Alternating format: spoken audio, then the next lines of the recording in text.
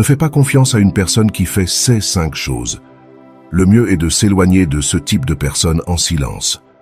Je vais t'expliquer 5 comportements que certains êtres humains ont et qui vont essayer de profiter des autres, qui sont encore dans ce que nous appelons l'égoïsme et qui manipulent ou nuisent à d'autres êtres humains. C'est très important car à travers ces 5 comportements, tu vas identifier qu'il y a des personnes dont tu ne dois pas te fier et, évidemment, tu dois respecter. Clarifions ce point du titre de cette vidéo, car nous n'allons pas parler de rentrer en conflit, nous n'allons pas parler de rentrer en discussion avec ce type de personnes, car si nous faisons cela, que va-t-il se passer?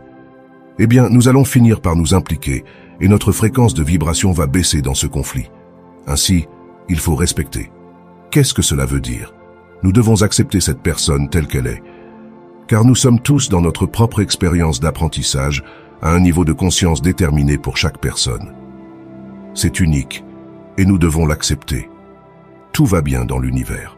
En fait, nous apprenons les uns des autres, grâce à ceux qui nous rendent différents, et la grande maîtresse qui nous enseigne ici dans le monde de la matière est la dualité. Il existe le bien et le mal, le négatif et le positif. Il y a des personnes qui font le bien, et il y a des personnes qui font le mal, et nous apprenons absolument des 2 pôles dans ce cas de la dualité. Il est donc très important d'accepter chaque personne telle qu'elle est, mais évidemment, et c'est là que je veux clarifier, lorsque je te dis de ne pas respecter ce que je veux te dire, c'est que tu dois savoir poser des limites à toute personne qui essaie de te blesser ou de te nuire. Que tu saches dire non, que tu ne sois pas soumis ou soumise, que tu n'acceptes pas la manipulation d'un autre être humain, quel qu'il soit et d'où qu'il vienne, famille, amis, partenaire sentimental. Cela ne fait absolument aucune différence. Cela est très important car nous parlons d'amour-propre. C'est le début de l'amour pour les autres. Si nous ne nous aimons pas nous-mêmes et permettons qu'un autre être humain nous nuise, nous manipule, nous nous rendons compte que c'est une personne négative pour nous et nous restons à ses côtés. Nous continuons à maintenir cette relation ou nous laissons cette personne nous nuire directement. Nous ne suivons pas ce chemin de faire le bien, d'être lumière dans ce monde.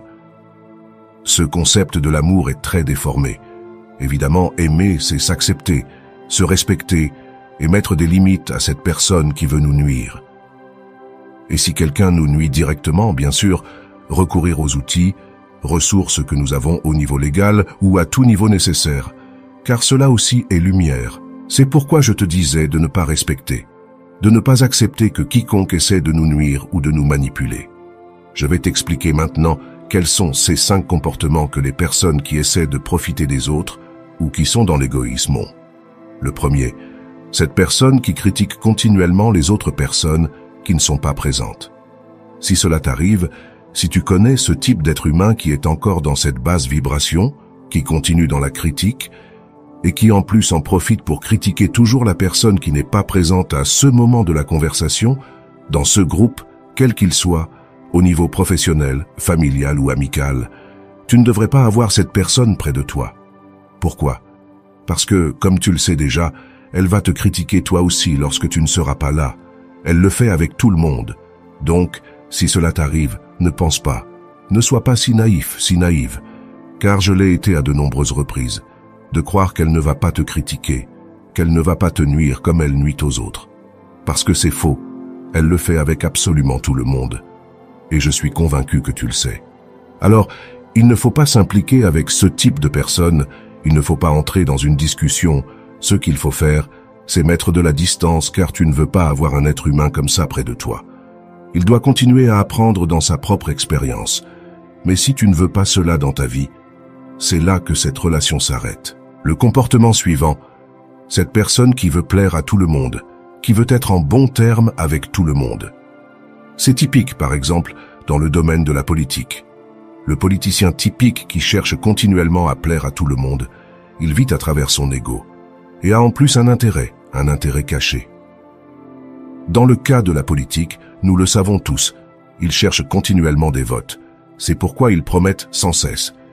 Ils disent oui à tout, et ce qu'ils veulent, c'est de la popularité. Cela se produit également à tous les niveaux, amitié, famille, collègues de travail. Cela arrive aussi.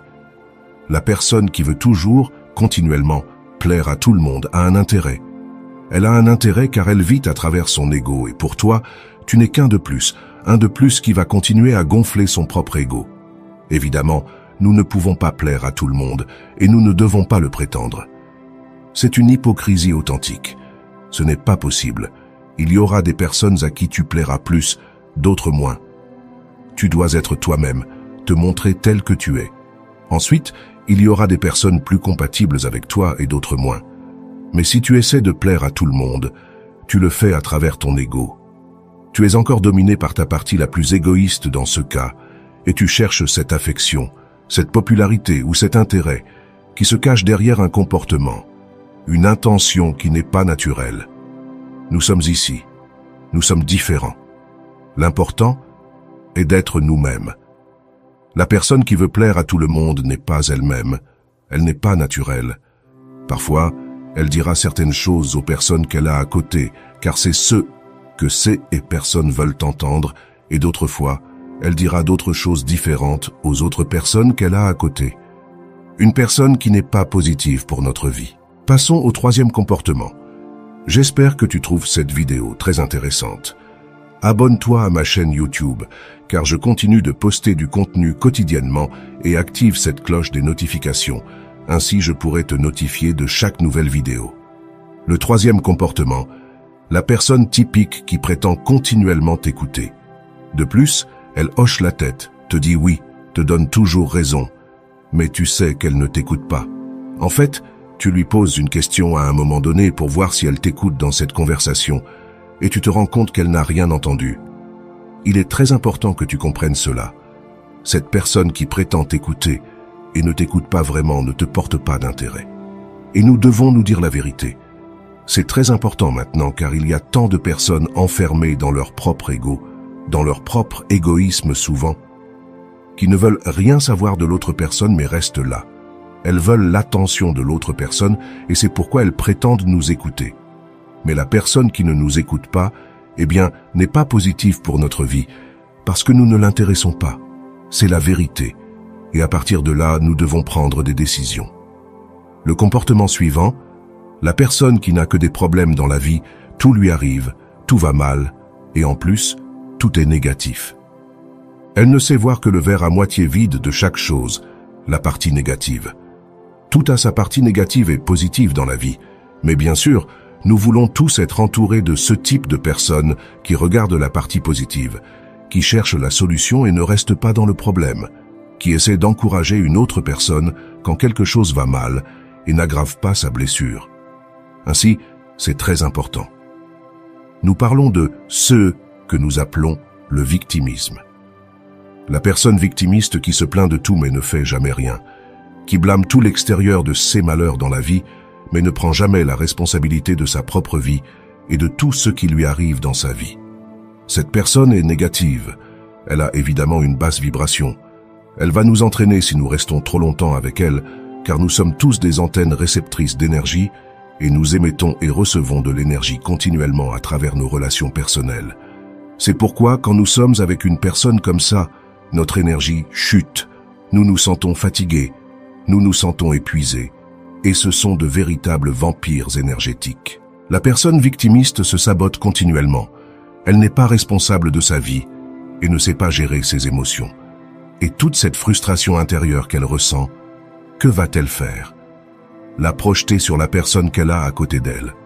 C'est le type de personne toxique que nous connaissons tous et elle peut être dans n'importe quel domaine de notre vie. Famille, amis, collègues de travail, partenaire sentimental. Cela ne nous intéresse pas. Nous mettons de la distance.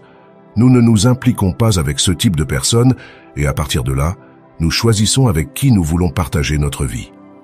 Et le cinquième comportement, cette personne qui t'irrite facilement. Elle sait comment te mettre en colère. Elle sait comment t'amener à ce point parce qu'elle te connaît.